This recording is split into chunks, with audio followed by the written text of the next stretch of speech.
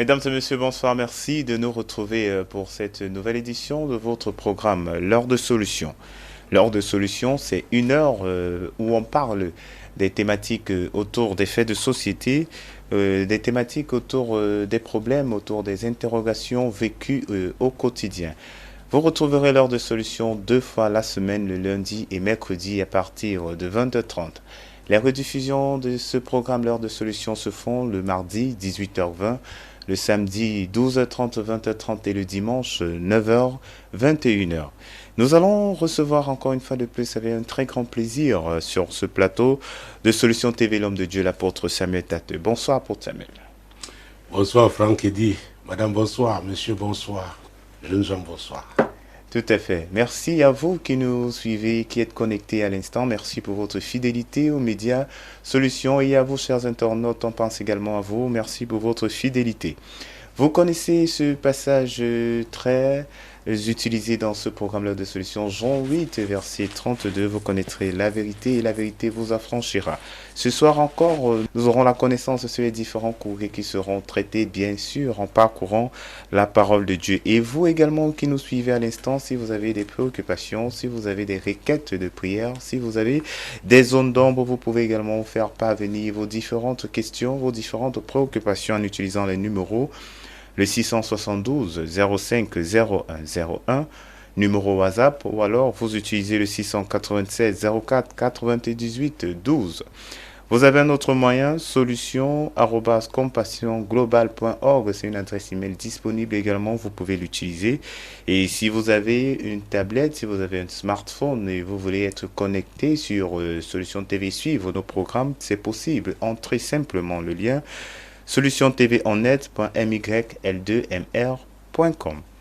Voilà donc les contacts de ce programme L'heure de solution. Vous pouvez les utiliser, faire parvenir vos préoccupations. Nous allons donc aller rapidement avec les courriers reçus ce soir, bien évidemment si l'homme de Dieu le permet. D'accord. Voilà, nous allons donc prendre le premier courrier de ce soir. Le courrier dit: Bonsoir papa, si je vous écris, c'est parce que ça ne va pas.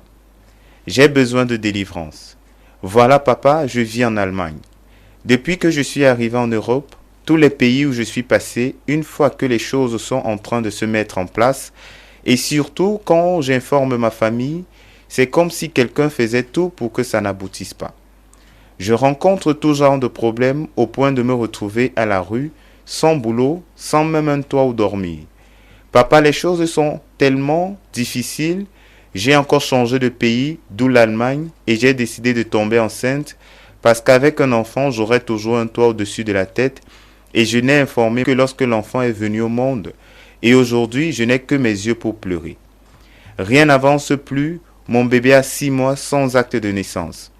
Certaines filles ici font tout avec leur propre acte de naissance, mais moi j'ai donné le mien, rien. Ils exigent mon passeport. Papa, j'ai tellement dépensé pour ce passeport, je suis à plus de 500 000 francs. Après tous ces efforts qui va bientôt faire une année. Mon passeport est sorti, un ami qui vivait en France me l'a ramené du Cameroun et ça fait aujourd'hui 3 mois, ce passeport fait les allées et venues entre la France et l'Allemagne. À la poste, je n'arrive pas à mettre la main dessus. Et pour me dire l'autre jour qu'il ne le retrouve pas. Papa, ce document est la clé à mon problème et à cause de cela, l'immigration met en cause ma nationalité. Papa, je suis bloqué avec mon enfant. L'immigration a besoin de vérifier au Cameroun si je ne suis pas marié afin d'attribuer la paternité de mon bébé. Papa, je suis dépassé et mon enfant grandit.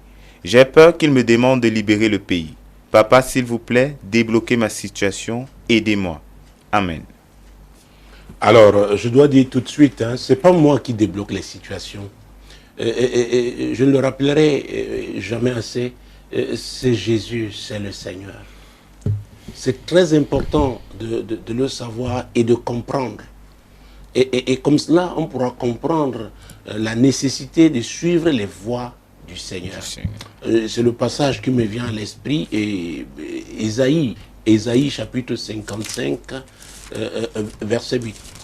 Vous savez, mon Dieu, mon roi, quand on écoute une histoire comme celle-là, pour certains, ils vont se demander, mais ça ne s'explique pas.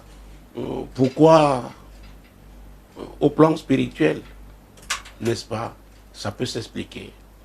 Je me souviens, en 2012, parce que je me retrouvais de côté de l'Italie, notamment à Padova, pour l'émetteur que nous avons commandé donc, dans une compagnie de cette ville. Et après, je devais aller à Rome. J'ai prié là-bas pour quelqu'un. Dieu m'a dit de prier pour une bouteille d'huile. Et la personne avait la conviction qu'avec cette bouteille d'huile, les choses changeraient dans sa vie. Mais la personne avait fait le déplacement parce qu'elle venait d'un pays européen, au Rome, donc c'était pour un aller-retour. Et elle n'avait donc que son sac à main. Et la bouteille d'huile, il fallait être celle d'1 litre. Alors, a acheté un genre de petit sachet qu'on a emballé, parce que lui ne pouvait pas monter, n'est-ce pas, aller à bord avec la personne. Et il fallait donc envoyer comme un bagage. Écoutez, cette bouteille d'huile a fait le tour d'Europe. Ah oui, la personne rentrait dans son pays où elle était établie, mais l'huile n'arrivait pas.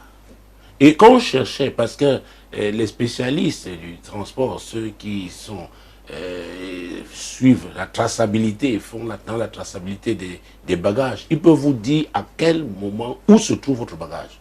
On lui disait, c'est dans telle ville, telle autre ville, telle autre ville, telle autre ville. Ça a duré comme ça, mais comme la prière avait été faite, parce qu'une action prophétique devait être faite, n'est-ce pas, à sa terre d'accueil. Et je pense au courrier nous parle de la terre d'accueil, parce que c'est une Camerounaise, dont sa terre ancestrale, c'est le Cameroun, et probablement même sa terre natale. D'accord? Donc, oh mon Dieu, mon roi. Voilà, quelle introduction. Nous sommes en plein dans le courrier. Et c'est là où le ministère prophétique, et particulièrement les actions prophétiques, n'est-ce pas, ont toute leur place. Mais il faut avoir reçu l'orientation du Seigneur. Donc, à Rome, c'est qu'il fallait prier pour cette bouteille d'huile. Mais cette personne ne vivait pas en Italie. Elle devait rentrer où elle était. Elle était venue par avion. Ce matin-là, elle devait rentrer. L'après-midi, en fin d'après-midi, par un autre avion. Donc, l'huile ne pouvait pas monter avec elle à bord. Il fallait envoyer comme. Mais pourquoi cette bouteille tournait depuis? Alors qu'il y avait le nom, l'adresse, il y avait toutes les coordonnées de la personne. Il y a un esprit qui s'opposait à ce que cette huile devait faire. Ah, vous devez faire. Puis ça devait être une action prophétique. Oh, Jésus-Christ de Nazareth. Mais comme c'était prévu, Dieu a dit, oh, la prière a continué. Mais pour finir, un jour, on est venu livrer la bouteille à domicile, avec les excuses, que nous ne comprenons pas ce qui est arrivé. Nous ne comprenons pas. Tu peux raconter notre histoire. Quelqu'un qui arrive pour un rendez-vous très important doit rentrer. Il a la personne a sa carte d'embarquement, dont tout est OK. On appelle les passagers. Il était parmi les derniers passagers. Par exemple, le dernier passager, on dit non, attendez, 2 personnes lui bloquent la voie. Avec la carte, on ferme le vol. Mais après, quand la personne se plaint, on dit non, on ne met personne là en ce moment-là. On ne sait pas qui est venu se tenir là pour lui bloquer la voie. Il y a des choses qui ne s'expliquent pas à moins qu'on soit un homme spirituel, une femme spirituelle, pour comprendre le type d'opposition, d'obstacle qu'il peut avoir dans l'accomplissement des desseins de Dieu. Oui. La personne s'est énervée parce qu'il fallait passer une nuit. Ce n'était pas prévu, les obstacles. C'est pourquoi j'ai dit une fois, je pense que c'était dans le cadre d'un direct, je disais qu'il y a des types de ministères. Et même dans le même ministère, il y a des catégories. Il y a des prophètes qui opèrent aux portes des nations. Si vous savez le type de démons qu'on peut trouver aux portes d'une ville, d'une nation. Vous arrivez, les choses sont comme bloquées. Vous pouvez vous irriter, vous fâcher, mais pourquoi on me fait ça? On ne vous voit pas comme vous là, être humain physique. On voit la mission que vous êtes venu accomplir. Et on se pose. Les esprits disent, faites tout. Arrêtez-le. À défaut, retardez-la. Retardez-le. Ça, c'est pour ceux qui servent déjà Dieu, qui peuvent avoir ce genre d'obstacles devant eux.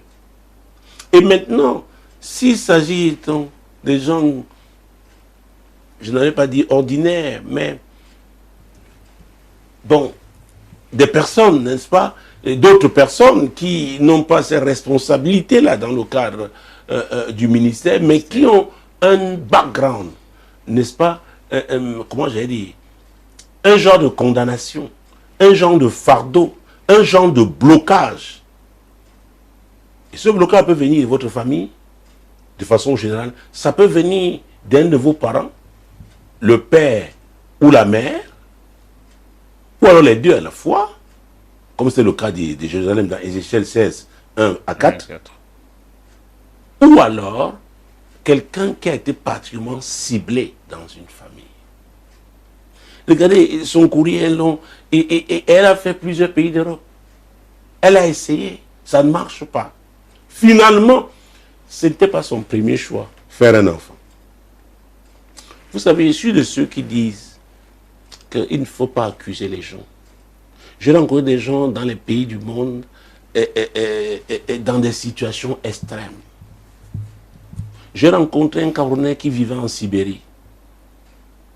Je lui ai dit, mon frère, la Sibérie, oui, parce que une fois, c'est un prédicateur, il y a 20 ans, il m'avait dit un Américain qui avait fait une mission en Sibérie, il me racontait sous quelle température baptisaient les gens.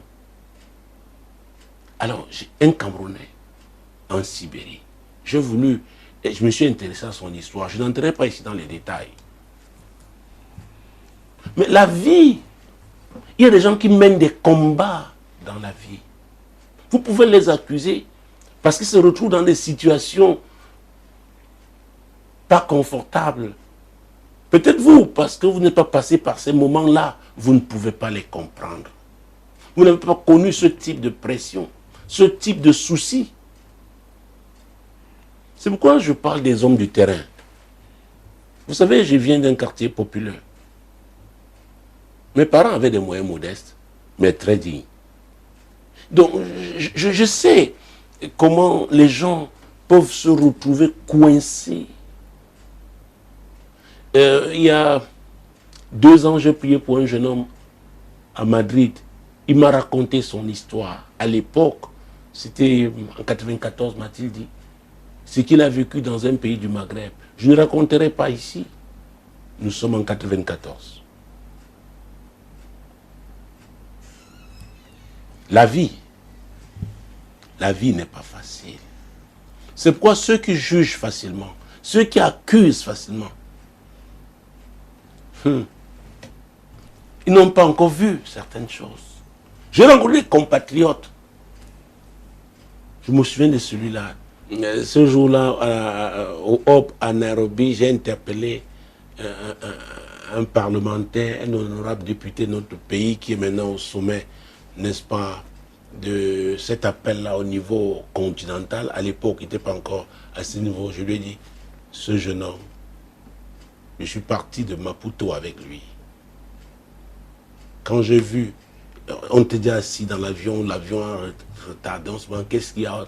À un moment donné, on voit des Asiatiques menottés, hommes, femmes. Il n'y a que les enfants n'étaient pas menottés. On les envoie au fond de l'avion. Et il y avait un seul noir. J'étais convaincu que c'était un Africain d'un certain pays que je connais bien, arrivé, mon Dieu, à Nairobi, on est descendu, parce que leur papier, on l'a donné à la cabine, au chef de cabine. Et j'ai voulu savoir, avec l'anglais quelconque que je parle, n'est-ce pas, m'adresser à lui, me disant qu'il était anglophone. Il m'a dit non, pas lui. Je lui ai dit, mais tu parles quoi, français? C'était un compatriote. Il a eu des problèmes là-bas. parce qu'il, dans son projet, il devait être professionnel en Afrique du Sud. Il fallait passer par le Mozambique. Et ce jeune homme avait le cœur déchiré. Déchiré parce que sa mère était allée, n'est-ce pas, m'avait-il dit, dans ce qu'on appelle la réunion, la tontine. Elle a pris l'argent, elle a acheté, c'est-à-dire que le taux d'intérêt était élevé parce que l'enfant devait aller en Afrique du Sud pour devenir footballeur professionnel. Il était totalement broyé. C'était terrible. Ce n'est pas évident. Une fois dans un train, dans un pays européen, un Africain, mais celui-là était d'Afrique de l'Ouest, un boxeur. Il suppliait une femme, il lui disait, donne-moi par toi, je peux avoir ma dernière opportunité. On m'a dit qu'il faut un nom de combat pour espérer être un encadreur de boxe. J'ai une opportunité du côté de New York. Il me faut seulement un combat, le dernier. Tu peux m'ouvrir cette porte. C'est pourquoi je te suis. Parce que tu es à la fédération de boxe de ce pays-là. Et quand je regardais cet Africain, vous voyez, les boxeurs ont souvent des cicatrices, vous voyez, et il suppliait. Et la femme allait dans la même ville que moi. Donc, il a suivi la femme jusque-là. Et je l'ai bien suivi, il est revenu alors. Parce que il voulait saisir cette opportunité. Et celui-là même, il avait déjà la nationalité de ce pays. Un pays européen. Pour vous dire que ce n'est même pas facile toujours, le ton dit qu'on aura les papiers. Ce n'est pas évident. Parce que vous ne pouvez pas être boxeur toute votre vie. Maintenant, quand il veut entrer dans l'encadrement, c'est qu'il prépare une porte de sortie. Et il disait à cette femme, vous voyez, les subventions qu'on nous donne ne nous permettent pas. Il dit, je sais que c'est insignifiant. Je verrai comment faire. Je parlerai à un tel. Certainement, cette personne était influente dans la fédération de boxe de ce pays-là. C'est incroyable ce que les gens vivent. Donc, elle a fait le tour, elle a été dans plusieurs pays. Mais elle dit maintenant, j'ai décidé de tomber enceinte. Alors, en tombant enceinte, en prenant cette décision, elle s'est exposée. On voit le sida. Donc elle a dit, elle prend le risque. Pas seulement le sida, l'hépatite. Et sans même penser à la dimension spirituelle, Dieu a dit qu'ils deviendront une seule chair. Donc quand vous avez des relations sexuelles avec quelqu'un, spirituellement, il y a ce lien. C'est pourquoi beaucoup souffrent, ils ne savent même pas où est-ce qu'ils ont attrapé leur souffrance. On parle des IST, infections sexuellement transmissibles.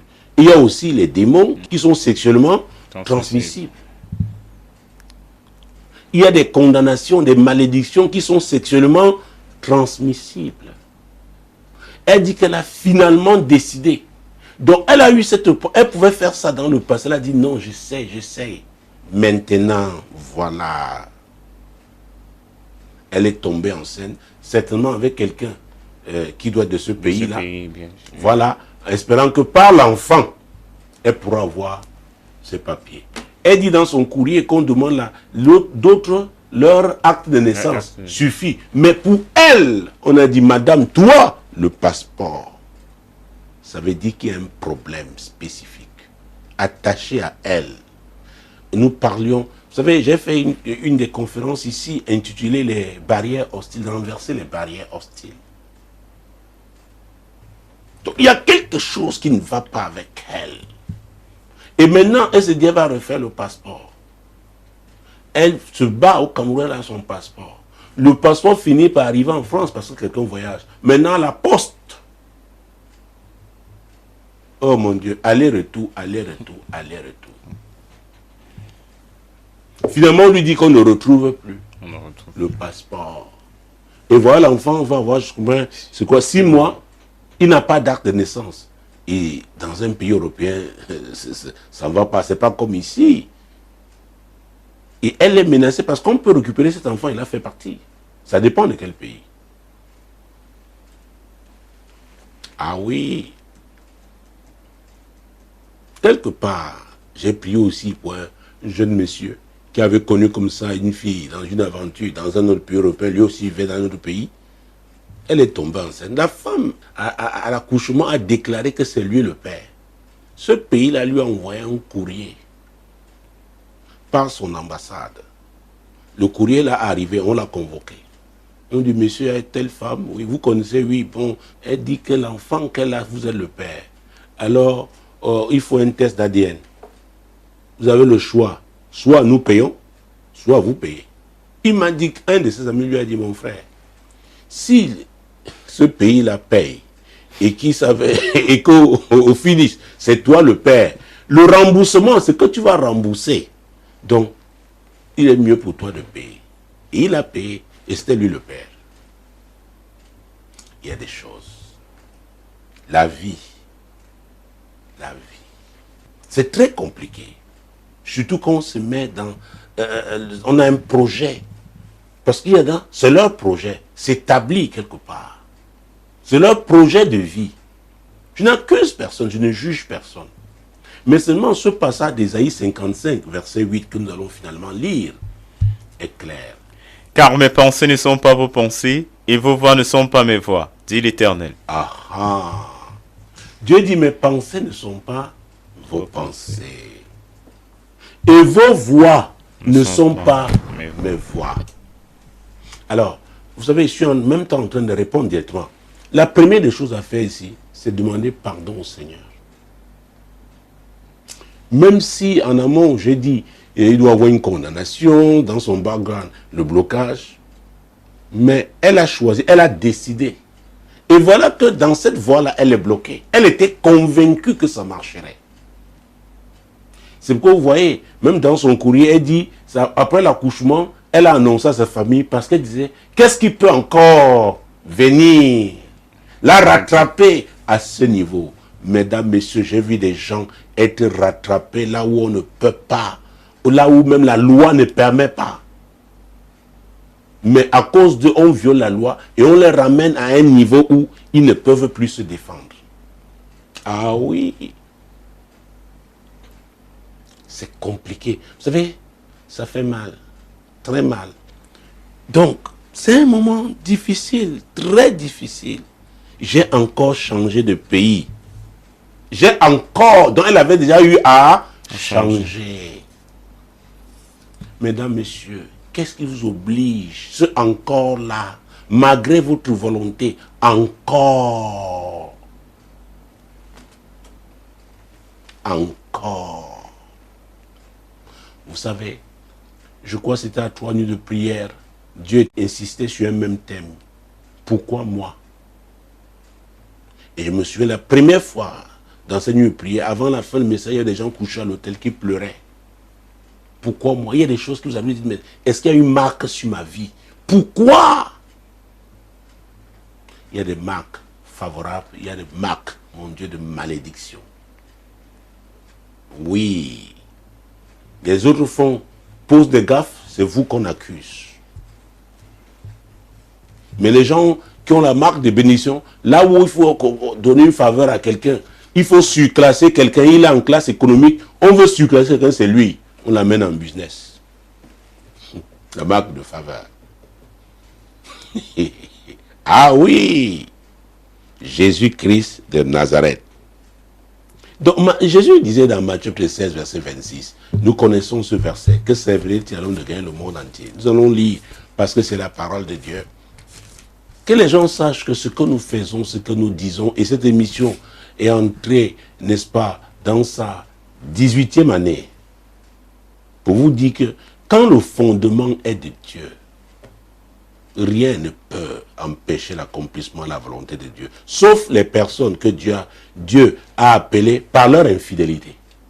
Mais si vous demeurez fidèle, quelle que soit la résistance, quel que soit, mon Dieu, mon roi, les barrières hostiles, Dieu va vous aider à avoir la victoire. Matthieu 16, 26. Et que servirait-il à un homme de gagner tout le monde s'il perdait son âme? Ou que donnerait un homme en échange de son âme? Alors, le plus important à savoir, c'est que nous devons comprendre. Écoutez, l'Europe n'est pas le paradis. Aucun pays n'est le paradis. Donc, et c'est très important. Et c'est pourquoi je parle de la vision de l'éternité. La vision de l'éternité. Et c'est avec qui? Jésus. Elle peut avoir ses papiers, mais si elle doit finir en enfer, ça ne sert à rien. Et même elle ne sait pas d'ailleurs, quel est l'impact de cette relation sur sa vie en ce moment. Elle est focalisée, elle est concentrée sur les papiers. Mais peut-être après avoir vu les papiers, les conséquences de cette liaison, de cette relation peuvent être terribles sur sa vie. Vous voyez comment on peut se retrouver dos au mur. Dos au mur. Et maintenant, elle dit qu'elle a besoin de délivrance. Oui, avant la délivrance, il faut demander pardon au Seigneur. Et maintenant, dans mon avant-dernier livre, Source de malheur, au 2e chapitre, je parle de rechercher la cause. Et c'est un des moyens. Parce que l'autre moyen aussi, c'est vous exposer à la puissance de Dieu. À un certain niveau, va aller bousculer cette cause qui va réagir. Et j'allais dire même 3e moyen, mais c'est lié au 2e. Et puis c'est toujours la puissance de Dieu. Les actions prophétiques. Il y a des actions prophétiques qui vont amener une cause, une source à se manifester. C'est pourquoi mon dernier livre, Terre, Terre, Terre, et elle est concernée parce que il s'agit d'une terre qui crie contre elle. Parce qu'elle dit que chaque fois qu'elle informe sa famille, c'est fini. L'esprit l'a dit, hé, toi encore. Non, on va te frustrer. Mais elle était convaincue qu'après la naissance de cet enfant, rien ne peut plus l'arrêter. La voilà. Donc, il y a une condamnation. Et il y a un type de condamnation qui s'adresse à quelqu'un de spécifique. Même dans une famille. Les autres peuvent réussir, mais la personne. Nous sommes alors là dans Genèse, le livre du commencement. Mesdames, Messieurs, nous prenons ce temps pour que vous compreniez. Ce n'est pas facile. Ce n'est pas facile. Genèse, chapitre 9, versets 24 à 27. Vous savez, quand vous avez affaire aux gens qui ont eu certains privilèges, ces personnes ne peuvent pas comprendre les difficultés que les autres éprouvent. Leur souffrance. Oui. Allons-y. Et il dit, maudit soit Canaan, qu'il soit l'esclave des esclaves de ses frères. Il dit encore, béni soit l'Éternel, Dieu de Sem, et que Canaan soit leur esclave. Qui parle? C'est Noé. Noé était un prophète. Et après le déluge, nous savons, ceux qui ont lu la Bible, n'est-ce pas, la seule fois que Dieu a détruit la terre, n'est-ce pas, en utilisant l'eau, il a promis de ne plus le faire. C'est pourquoi il y a l'arc-en-ciel. Très bien. Alors, après cette période-là, voilà Noé qui s'est mis à cultiver la vigne. La vigne produit du vin. Vous savez, quand, mon Dieu, c'est fermenté, il y a donc l'alcool. Et c'est comme ça qu'il se retrouvait ivre. Donc c'est son fils cadet qui l'a déshonoré. Et Noé l'a appris quand il s'est réveillé. Et il a maudit, pas Cham, son fils là, mais il a maudit Canaan. Jésus-Christ de Nazareth. Oh mon Dieu, mon Dieu, mon Dieu. Jésus-Christ. Hey, nous n'avons pas assez de temps, mais les gens, pour bien comprendre, ils peuvent lire, n'est-ce pas, à partir du verset 19. Et c'est ce qui s'est passé. Donc, Cham n'avait pas encore d'enfant. D'accord? Oui. Mais Noé avait les yeux prophétiques. Il a vu parmi les enfants, il a vu Canaan. Donc, le nom même, il a prononcé. Et c'est lui qui l'a maudit. Pour faire mal à Cham, Canaan devait être l'étoile de la famille. Or, il y a des gens qui ont des problèmes spécifiques, particulièrement douloureux, parce qu'ils doivent être l'étoile de la famille. Écoute, l'étoile de la famille, ça ne veut pas dire que celui qui a beaucoup d'argent, c'est celui qui a la grâce. Il peut ouvrir les portes, il peut défendre les autres. C'est pourquoi il est important. Dans chaque famille, il y a une étoile. Et quand la famille comprend et donne la place qu'il faut à cette étoile, l'étoile peut avoir un caractère difficile, mais c'est l'étoile. Dans une nation, il peut y avoir des étoiles. Vous n'aimez pas leur tête, mais ce sont des étoiles. C'est Dieu qui a choisi. Peut-être parmi ces étoiles, il y a des femmes. Et maintenant, dans votre culture ou vos traditions, vous méprisez les femmes. Vous serez en train de mépriser les étoiles que Dieu vous a données. C'est pourquoi, quand on dit rechercher la cause, oh mon Dieu, mon roi, c'est un exercice. Ah oui, qu'on doit faire avec tout le sérieux. C'est comme quand vous envoyez des experts. Je ne suis pas un expert, n'est-ce pas, un auditeur. Les gens qui vont, quand une entreprise va mal, on les envoie. Ils savent comment aller trouver les causes. Et ils viennent, ils proposent, ils disent, voilà. Vous avez mis tant de millions, tant de milliards pour tel résultat, mais avec ci, avec ça, avec, vous ne pouvez pas.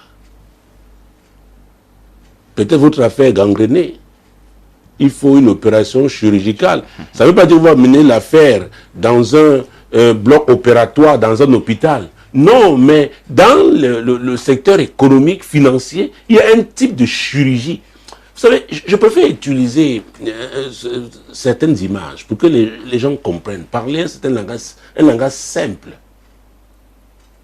Pourquoi on est en train de chercher à apporter des solutions. D'ailleurs, au verset 22, déjà la Bible parle. Regardez, lisez. Cham, père de Canaan, vit la nudité de son père et il le rapporta dehors à ses deux frères. Vous voyez, prophétiquement, Canaan n'était pas encore né. Oh, la Bible dit de Lévi qu'il était dans les reins d'Abraham. Quand Abraham, n'est-ce pas, alla faire une offrande à Melchisedec, quand il fit cette alliance, quand il y a eu cette alliance, n'est-ce pas, entre Dieu et lui, Lévi, son père Jacob n'était pas encore né, son grand-père Isaac n'était pas encore né. Oh, Jésus-Christ de Nazareth. Donc, il était l'arrière-petit-fils d'Abraham. Mais c'est ça les yeux spirituels. Voir dans l'invisible, voir dans l'avenir. Mais ça, c'est le Saint-Esprit qui vous montre. Ce n'est pas vous qui décidez de voir. Il n'y a pas de technique. Si le Seigneur ne te montre pas, tu ne verras pas. C'est maintenant quelqu'un qui décide qu'en faisant telle chose, il va voir. Il faut se poser la question. C'est le diable. C'est pourquoi on doit demeurer humble. Oh mon Dieu, il faudrait que nous fassions tous les courriers. Alors, c'est Canaan qui a été maudit. Et prenons le chapitre 10, verset 6. Les fils de Cham furent Kosh, Misraïm, Pout et Canaan.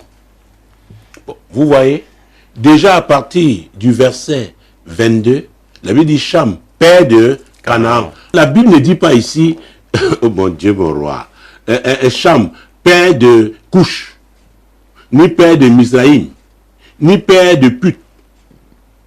Mais père de qui? De Canaan. C'est lui qui a été maudit. Quand vous êtes dans cette situation-là, c'est terrible. Terrible. Mais Dieu est bon. Dieu est amour. Dieu est miséricordieux. C'est pourquoi j'ai dit c'est important de se repentir. C'est important de se repentir. Et vous verrez même, hein, même avec Jésus, Matthieu chapitre 15. Oh Jésus qui est Nazareth. Nous allons courir. Nous allons courir. Matthieu 15, mon Dieu, mon Dieu, mon Dieu. Verset 21 et suivant. Et Jésus étant parti de là, se retira dans le territoire de Tyr et de Sidon. Et voici une femme cananéenne qui venait de ces contrées lui cria, « Aie pitié de moi, Seigneur, fils de David. Ma fille est cruellement tourmentée par le démon. » Il ne lui répondit pas un mot, et ses disciples s'approchèrent et lui dirent, avec instance, « Renvoie-la, car elle crie derrière nous. » Il répondit, « Je n'ai été envoyé qu'aux brebis perdues de la maison d'Israël. » Mais elle vint se prosterner devant lui, disant, « Seigneur, secours-moi. » Il répondit, « Il n'est pas bien de prendre le pain des enfants et de le jeter aux petits chiens. » Hey, c'est Jésus qui le dit. Aux petits chiens. Jésus compatissant. Jésus amour. Il y avait quelque chose avec Canaan. Il y a des gens, s'ils vous maudissent, vous allez souffrir. En raison de l'autorité qu'ils ont au plan spirituel. Oh, Jésus-Christ de Nazareth. Oh, Bartimée a aussi crié comme ça. Fils de David, fils de David. Mais Jésus s'est arrêté. Un aveugle. Voilà une femme. Belle femme, bien parfumée. Mais Jésus dit, on te voit belle comme ça, à vrai dire, tu es un petit chien. Oh mon Dieu. Donc on ne peut pas te donner ce qu'on donne aux hommes normaux, ordinaires. On ne peut pas te donner. Beaucoup de gens sont dans cette situation. Font de brillantes études, mais leur carrière professionnelle catastrophique. Et quand même ils ont une brillante carrière professionnelle, à la retraite, ils perdent tout. Il y a des choses terribles qui arrivent aux gens. Ils ne comprennent pas pourquoi il y a quelque chose, une pesanteur au plan spirituel. Oh mon Dieu, mon roi, je veux croire que vous allez saisir cette opportunité pour vous accrocher à Jésus, oui, qui est venu libérer les captifs. Alors, puisque nous devons chuter, nous avons encore 2 courriers. Je demanderai à cette femme qui a écrit de lire mon livre Terre, Terre, Terre. Elle est en allemand, c'est facile à voir sur le net. Elle peut aller sur notre site. De lire ce livre et je déclare que l'Esprit de Dieu va lui indiquer quel programme de prière doit mener. Et après ça, qu'elle nous contacte pendant un direct du jeudi. N'est-ce pas? Parce que nous sommes en direct sur Radio Solution, Solution TV, et Facebook, YouTube. Et cette affaire va se régler. Au nom puissant de Jésus. Voilà. Amen. Voilà, nous allons passer au second courrier de ce soir. Le second courrier de ce soir, il dit, « Bonsoir apôtre. Je suis une jeune demoiselle dans la trentaine. J'ai fait la cartographie spirituelle de ma famille maternelle et j'ai constaté que très peu de femmes vont en mariage. Ma mère même n'a jamais été mariée, bien qu'elle soit vite décédée. Aujourd'hui, je souhaite me mettre debout pour évoquer cette situation, mais je ne sais pas par quoi commencer. Nos grands-mères étaient toutes mariées légitimement, à l'exception de la dernière née de la famille de ma grand-mère. Au niveau des mamans, ma seule tante est allée en mariage en 2012, quand je fréquentais assidûment la paroisse. Concernant les études, nous avons tous un grand bagage, mais la colère chez nous est légendaire. Aidez-moi s'il vous plaît. » Wow, elle pose plusieurs problèmes à la fois. Elle a fait la cartographie spirituelle. J'ai enseigné la cartographie dans mon premier ouvrage appelé Prière stratégique. Et si vous associez à cela le livre Influence des autels, on a vraiment des informations nécessaires pour mener ce type d'opération.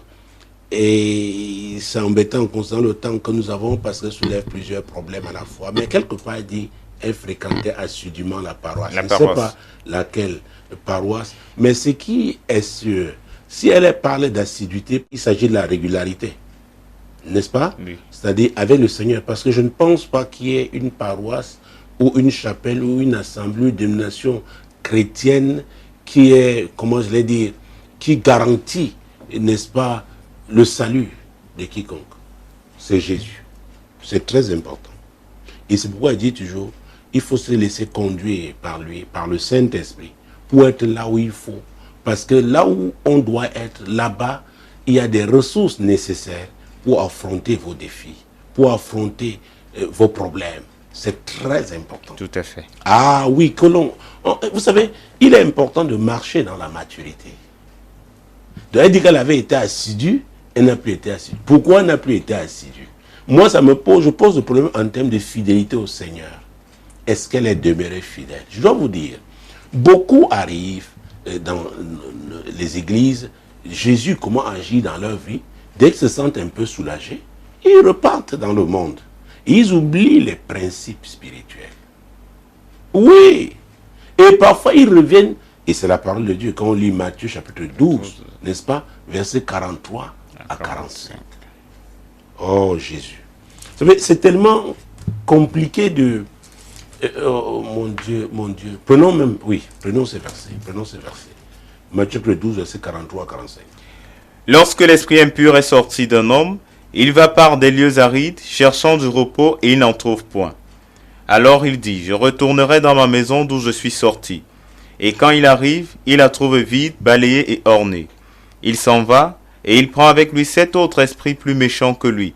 Ils entrent dans la maison, s'y établissent, et la dernière condition de cet homme est pire que la première. Il en sera de même pour cette génération méchante. Alors, c'est la parole de Dieu. Donc, vous ne demeurez pas fidèle au Seigneur. L'esprit qu'on a chassé va revenir. Vous voyez comme c'est une sorte, n'est-ce pas, d'accalmie dans votre vie. L'apôtre Pierre a dit que le diable rôde comme un lion rugissant, cherchant qui dévore. Il va revenir. C'est pourquoi nous devons avoir une foi ferme. C'est très important. Nous devons avoir une foi ferme. Sinon, nous allons ouvrir les portes. Et là, Éphésiens chapitre 4, versets 26 et 27, parce qu'elle a parlé de colère légendaire. Je fais très attention aux mots. Et nous allons chuter par là. Si vous vous mettez en colère, ne péchez point. Que le soleil ne se couche pas sur votre colère et ne donnez pas accès au diable. Ah! Et ne donnez pas accès. Dieu parle ici de la colère. Et elle dit que leur famille là, eux, ils ont une colère légendaire. Et le plus souvent, vraiment, il faut la grâce de Dieu pour qu'on soit en colère et qu'on ne pêche pas. Parce que c'est l'Esprit de Dieu qui peut retenir quelqu'un. Or, le plus souvent, les gens pêchent après.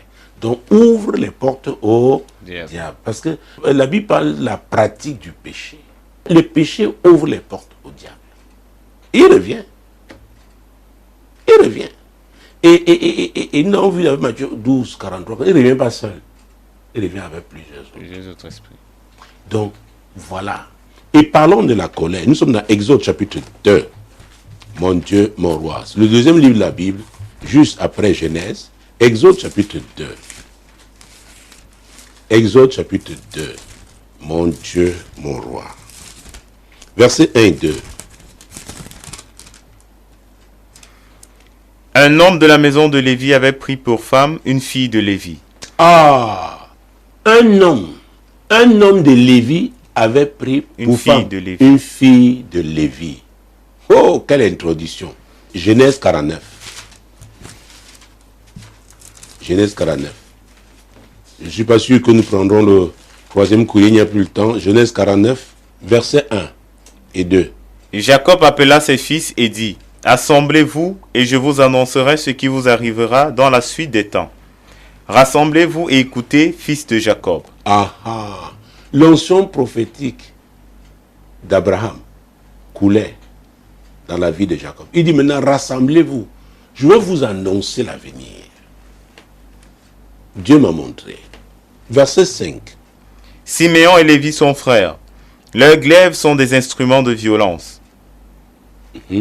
Que mon âme n'entre point dans leur conciliabule. Que mon esprit ne s'unisse point à leur assemblée. Car dans leur colère, ils ont tué des hommes, et dans leur méchanceté, ils ont coupé les jarrets des taureaux. Maudite soit leur colère, car elle est violente, et leur fureur, car elle est cruelle. Je les séparerai dans Jacob, et je les disperserai dans Israël. Oh! Voilà ce qu'il dit de Lévi et de Simeon. Alors, je dois vous dire, vous voyez ce qui s'est passé entre Élisée et Géasi, ce qui s'est passé entre David et Joab, ce qui s'est passé entre Noé et Cham, dont l'un des fils Canaan a été maudit. Alors la colère, la Bible nous parle de la colère. Hey, un homme, même un homme de Dieu, ouais, il entre en colère en fonction du niveau il est. Il va faire des déclarations qui peuvent être de mauvaises déclarations sur quelqu'un. Ce sera sa responsabilité avec Dieu, mais ça va s'accomplir en fonction de son niveau d'autorité. Parce qu'on l'a mis en colère. Il faut faire très attention. Très attention. Vous croyez que Noé n'avait pas péché en devenant ivre? Mais ce qu'il a dit s'est accompli sur Canaan. Jacob avait désobéi à Dieu quand il s'est retrouvé à Sukkot, notamment à Sichem, pour s'établir, alors que Dieu l'appelait à Bethel. C'est là-bas que Dina a été déshonoré. Et c'est là-bas que Simeon et Lévi ont frappé ce peuple. Mais le voilà, au crépuscule de sa vie. Il maudit Simeon, il maudit Lévi. Et nous venons de voir qu'un fils de Lévi a pris pour femme une femme de Lévi. Alors, nous sommes maintenant dans Exode 32. Revenons à Exode. Mon Dieu, mon roi. Versets 15 à 19. Moïse retourna et descendit de la montagne, les 2 tables du témoignage dans sa main. Les tables étaient écrites des 2 côtés, elles étaient écrites de l'un et de l'autre côté. Les tables étaient l'ouvrage de Dieu et l'écriture était l'écriture de Dieu gravée sur les tables. Josué entendit la voix du peuple qui poussait des cris et il dit à Moïse, « Il y a un cri de guerre dans le camp. » Moïse répondit, « Ce n'est ni un cri de vainqueur ni un cri de vaincu. Ce que j'entends, c'est la voix des gens qui chantent. » Et comme il approchait du camp, il vit le veau et les danses. La colère de Moïse s'enflamma. Il jeta de ses mains les tables et les brisa au pied de la montagne. Hey! La colère de Moïse, ce n'était pas la colère de Dieu.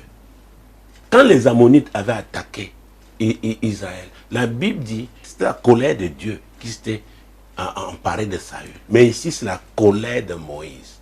Un fils de Lévi a pris pour femme une fille de Lévi, dont son père et sa mère étaient de Lévi. La malédiction là en train de marcher. Dans la vie d'un homme comme Moïse, n'oubliez pas que Dieu lui avait dit, envoie ta main. Il a envoyé, il a vu la lèpre. Il a dit, renvoie. Donc voilà. Allons dans Nombre chapitre 20.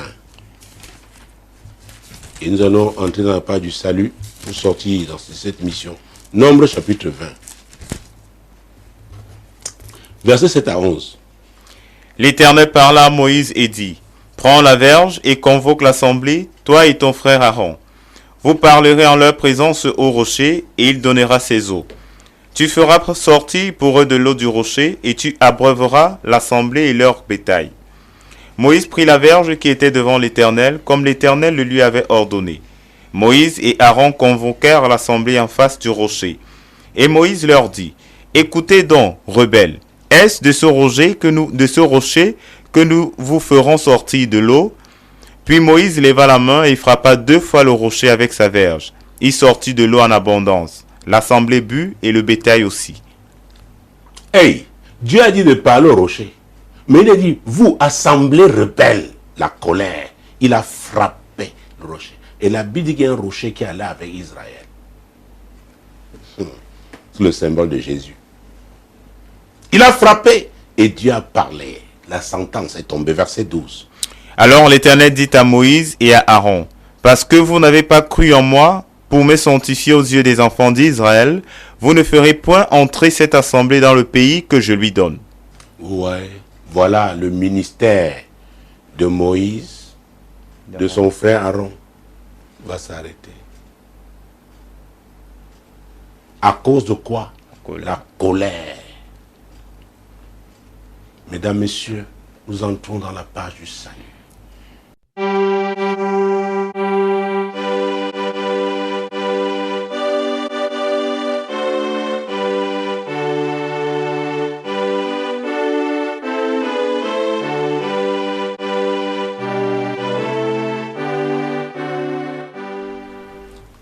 Oui, madame, oui, messieurs, ce n'est pas évident. Chacun de nous a ses origines. Il y a des choses que nous avons héritées. il y a un type d'affliction, oh, avec lesquelles nous pouvons être en train de lutter, de combattre. Je suis là pour vous dire que Jésus est venu libérer les captifs. Et il a donné ce ministère à l'Église, à ses appelés, à ses ministres. Libérer les captifs. Mais pour que cette libération ait lieu, il est important d'abord de rencontrer Jésus. Jésus qui a dit, je suis le chemin, la vérité et la vie.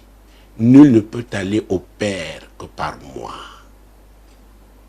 Il ne s'agit pas d'une religion. Il n'est pas un chef religieux. Et nous avons plusieurs fois lu dans ce programme ce qu'il faut faire. L'apôtre Paul nous l'a dit dans Romains 10, versets 9 et 10, qu'il faut croire dans son cœur et confesser ce Christ-là. Jésus que Dieu a ressuscité des morts. Alors, si on le fait, on est sauvé. C'est une affaire de conviction, de foi. C'est très important, c'est le point de départ. Donc Dieu est amour. Dieu veut pardonner vos péchés. Mais faites ce pas. Saisissez l'opportunité qui vous offre. Et c'est ce qui vous permettra maintenant, après, de vous appuyer sur Jésus pour affronter la cause de vos malheurs. Même si ces malheurs viennent de vos ascendants. Jésus est l'alpha et l'oméga. Donc, mesdames, messieurs, confessez ce Christ-là. Décidez de le suivre. Alors, Jésus s'occupera du reste. Il vous aidera à accomplir le plan qu'il a lui-même arrêté pour votre vie. Et c'est ce Jésus qui a dit à ceux qui ont cru en lui, à ceux qui l'ont reçu, à qui il a donné le pouvoir de devenir enfant de Dieu, il leur a dit, tout ce que vous demanderez à mon Père, en mon nom, je le ferai. Quel est votre problème? Nous sommes en train de sortir de ce programme. Vous pouvez vous adresser maintenant à Dieu au nom de Jésus. C'est très important, ce nom-là est puissant. Oui, madame, oui, monsieur.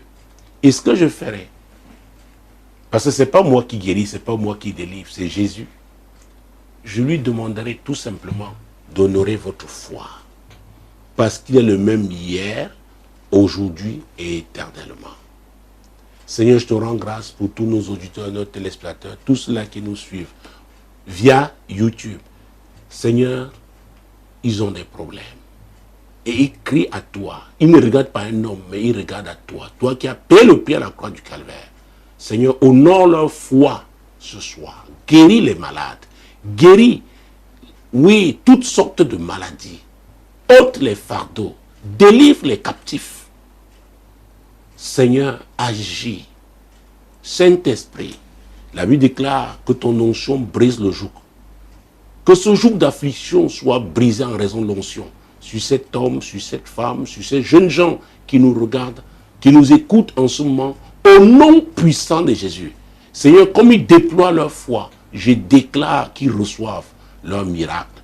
Chacun reçoit son miracle ce soir par la foi, au nom puissant de Jésus. Les anges de Dieu sont déployés dans ta situation au nom de Jésus-Christ. Oui, déploie ta foi. Continue de crier à Dieu avec foi. Crie à lui. Bartimée avait crié. Jésus s'est arrêté. Jésus est le même hier, aujourd'hui et éternellement. Oui, c'est Jésus qui nous utilise, qui utilise Radio Solution, Solution TV. C'est Jésus qui vous visite par cette émission. Oui, continuez de prier et finissez votre prière en rendant grâce au Seigneur pour ce qu'il aura fait. Et nous attendons vos témoignages. Mesdames, messieurs, c'était encore un privilège ce soir d'avoir été à votre service. Demeurez bénis en continuant de regarder Solution TV, la solution chez vous, et écoutez Radio Solution, la voix du royaume. Shalom. Quand il descend, oui, tout s'arrête. Il y a transfert entre ciel et terre. Quand il descend, l'atmosphère change. Il y a transfert entre ciel Quand il descend, oui, tout s'arrête.